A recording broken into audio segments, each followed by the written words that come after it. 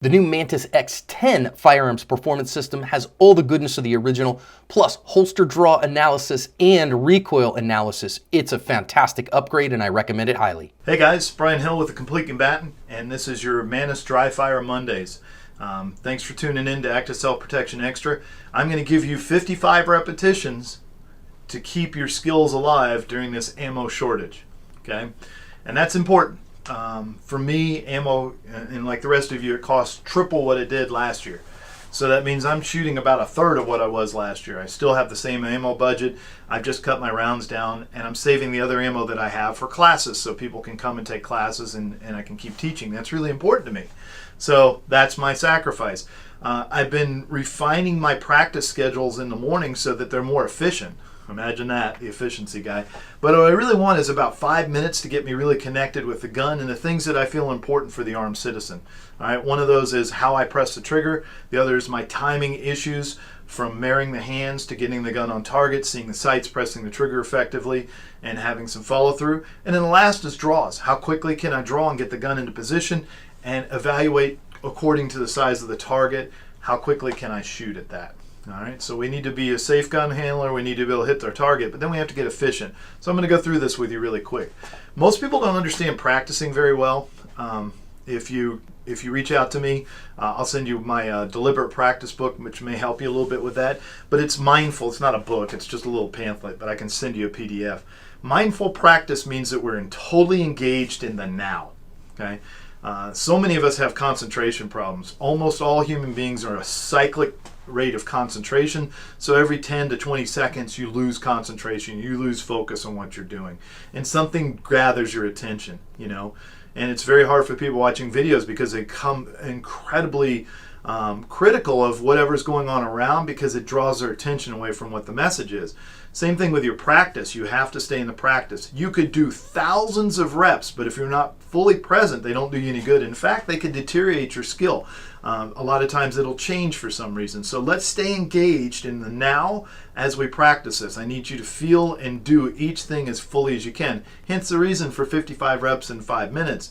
That means that you'll probably have, 20 cycles of concentration breaking at least, and that you have to get back to it.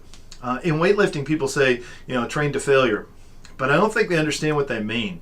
Okay, for me, if I want to build strength, then I do it execute each technique as perfectly as possible. And then when I feel myself getting weaker, I stop because I don't want to execute poor technique. Strength is a function of coordination. So if I'm doing an uncoordinated movement, the chance of injury is huge at that point. So I want to develop strength. So as long as I can do it correctly, I'll continue. When I can't do it correctly, I stop at that point because then I'm beginning to damage myself or teaching myself an incorrect process to do it. The other thing we got to talk to is natural. I saw this on a post the other day. What is natural? Somebody said, well, if you do it that way and it's natural for you, that's good. I don't know about that. Let's think about it. We all move the same way. We have the same number of bones and muscles. We operate the same way, but we are also a grouping of our bad habits. We have poor posture. We have injuries that affect us, and then we have things that we prefer over other things. So a natural position may not truly be natural. It may be a group of bad habits. If you sit a lot, you end up standing up like this. Now this has become natural for you, but I don't think anybody could agree that this is a good posture for us. All right, it affects the way that our mind feels, it affects the way our body functions, and is not particularly strong. So we know that the strongest place for us in shooting is to be in a pretty upright position and to bend our knees and get our joints flexed so that when the force energy comes through us, it becomes a wave and it passes cleanly through us. Think about that. That's all we have to do. I did a good posture video on this. So getting in a good posture is really cool. The other thing I see is a lot of people shove their arms out and then they can't really see the sight, so they put their head forward so they can look at it better. Wouldn't it be easier if I kept my head in the same position and just didn't shove my arms as far forward so that I could see better? Seems easier to me. So be careful of things that you say are natural. When I hear it as a coach, what I hear is my preferences. And it doesn't mean it's the best posture for you or the best position for you. You just feel comfortable, okay? And really, training has to be a little uncomfortable because we're always exploring and pushing new ideas. All right, so let's get to this. The first one is called the kinesthetic trigger press. Okay? Fancy word. I got to feel the trigger press. All I'm doing is just feeling how I press that trigger. I don't care if you go fast or slow because it really doesn't change anything with this. All right? What matters is how much weight I put into the press each time. So if I have a 4-pound trigger and I put 10 pounds of push in it, even if I do that really slow, it's going to move the sights everywhere. So what I want to do is press it quickly and carefully and relax with it. Just let my finger move in a natural manner and not add anything extra to it. So I do 10 of these to warm up. Let me show you what they look like. Okay, let's check the gun first. Got dummy rounds in here.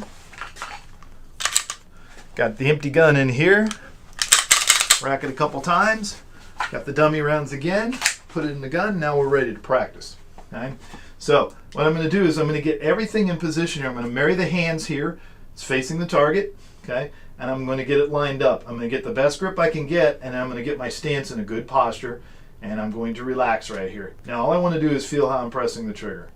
Okay, that was a pretty good press. You know how I know? Sights told me. I watched my dot, and then the dot didn't do a whole lot of crazy things. Okay, that was not as good.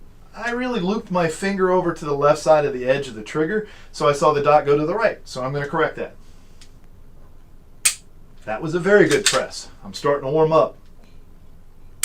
Okay, so now I'm warm. About 10 reps should do it for most people. It may take you 20 or 25, it may take you 5. Whatever it is, get the reps there. Okay, next thing we have to practice is how do we move the pistol from here to here? This is where all the timing issues happen. The hands marry, the finger goes to the trigger, I see the sights, and then I press the trigger. That's a lot of things happening in that short space. We don't talk about it enough, but how do we stop the gun? Do we stop it quickly? Do we stop it smoothly? It's important. What most people do is they jam their arms out and then they try to shoot. When I do that with a dot, I get an earthquake. Looks like I'm in San Francisco. Sorry, San Franciscans. Okay? Boom, I'm just jamming it out there, getting an earthquake. I don't want that. So what Ernest Langdon, Scott Jelinski talk about this a lot is 80-20, 90-10, 95-5. What's an 80-20? It looks like this. It's smooth. My finger touches the trigger and I'm ready to shoot. I would be shooting a no-fail target like this. Okay, that means that I can't add very much to it or else I'm going to miss. So what I'm looking for is a smooth stop, a precise trigger press, and a focused sight picture. Okay? Smooth, precise, focused. Smooth, precise, and focused. Okay? Not too hard. I get 10 reps of that. Now I'm going to go to a 90-10. That means I'm shooting something like this. It's a much bigger circle. It's twice the size at least of this, but I still can't make any misses because I'd be off the target. So there's a small room for error, but not much. So my my sight movie is going to float in there, and I'm going to carefully press the trigger so I don't add anything to it. But my hands are going to move at a 90-10, so instead of a smooth stop, it's kind of a quick stop this time. So let's see what that looks like.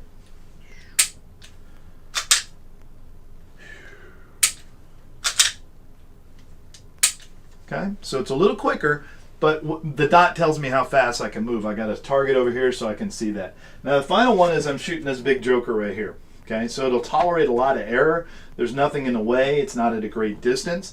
So basically I need to see a flash and then I need to press the trigger quickly. Okay, so it's going to look like is this. And all I'm doing is if I see that dot anywhere in that circle, I'm pressing it out there.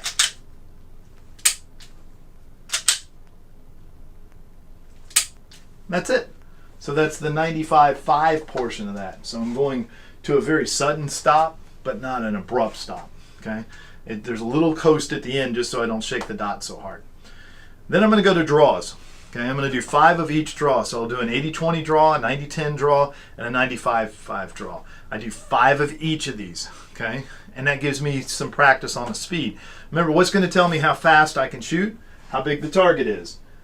Okay, how big the target is. That's the only thing that dictates whether I get to go fast or slow or accurate or careful or urgent, however you want to say it. It's going to tell me the speed available to me on shooting. Okay, so let's look at this. We're going to do an 80-20 draw first. Want to get everything lined up, want to get a good posture, want to get my hands in position, and then I'm going to exhale. Okay. Little quick at the end. That wasn't really 80-20, so let's look at that one again. That was a good 80-20.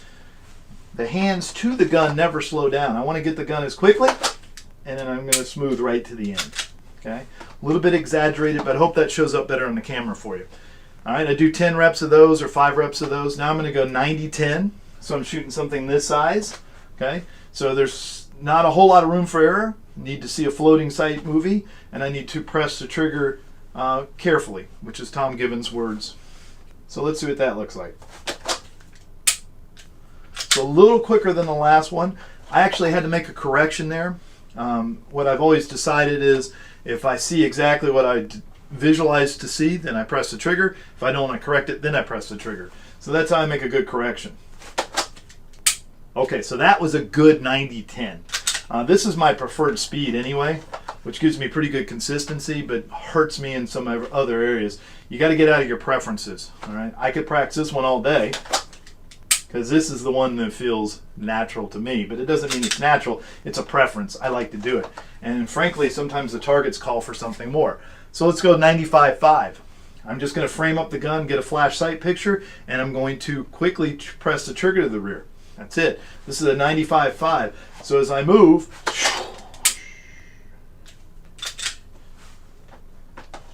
let's look at that again. As soon as it comes out, I'm getting on it. All right. I don't want to rush, try, or hurry, but I'm going to do everything and be ready to see it. Okay. That time when I pressed it, my dot was moving up and down, but it was inside the giant circle, so I didn't hesitate to correct it at that point. I didn't need to. I just went ahead and pressed it. And that one was a little off to the left, so I pulled it back in, made a little bit of correction. Correction cost you about 0.2 seconds, quarter of a second, somewhere in that area. So go ahead and make the correction on it. Now we practice our timing and our decisions. We have read the situation. How big is the target? We have made a plan. I'll execute at this, and then we simply have to do it. Okay? And that'll make you a much better shooter. 55 reps, you're really connected to how the finger is moving, what your timing is, how much you need to see, and you're developing your draw, which is incredibly important. Remember, whoever can draw the gun successfully, get the first rounds on target, has a much bigger chance of winning the fight. It's really important, and John's work's been crucial in this. So make sure that you're practicing that as the armed citizen. Okay, guys, measure, refine, perform. That's what I want you to do now. Give me 5 minutes of practice 2 or 3 times a week, and you'll have an amazing improvement in this, I think. Remember, be mindful. Don't just go through it because I said so. Really engage in it. If you find yourself struggling in a particular area, that's where you want to do some micro drilling with it. You know, like for me, I don't like 95-5. I don't like to be rushed. Okay, so what I have to do is figure out how to be more efficient and how to get quicker with that. And I spend more time in that practice zone, and it's important for me to do that because the other ones come fairly easy to me. So I want to really practice that and be able to do that skill on demand.